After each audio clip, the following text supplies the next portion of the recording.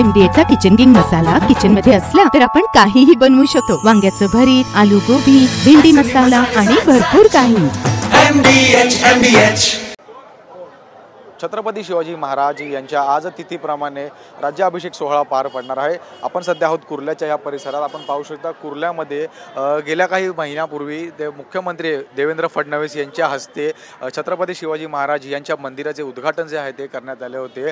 त्यानंतर आपण जर पाहिलं तर आज छत्रपती शिवाजी महाराज यांच्याच राज्याभिषेक सोहळा दिनानिमित्त याच मंदिरात जे आहे ते छत्रपती शिवाजी महाराजांच्या आरतीचे आयोजन करण्यात आले होते। मुख्य अतिथी म्हणून मुख्यमंत्री या आरतीला उपस्थित होते। त्यासोबत आपण पाहिलं तर मुख्यमंत्री यांच्या हस्ते ही आरती जी आहे ती याच कुर्ल्यातल्या छत्रपती शिवाजी महाराजांच्या मंदिरात पार पडली। खरं तर मुंबईतलं सर्वात प्रथम मंदिर जे आहे ते छत्रपती शिवाजी महाराजांचं हे कुर्ल्यातलं मानलं जातं।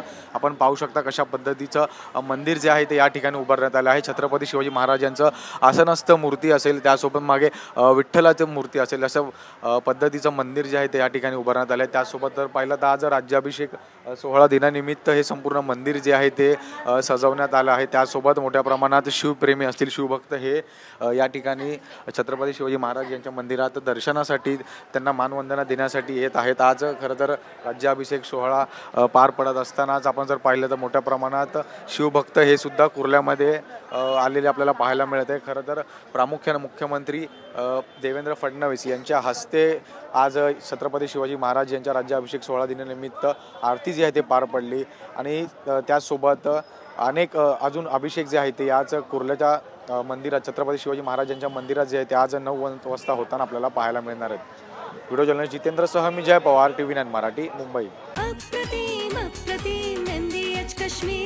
अरे कमी वापर पण अस्सल वापर। MDH काश्मीरी लाल मिरची पावडर।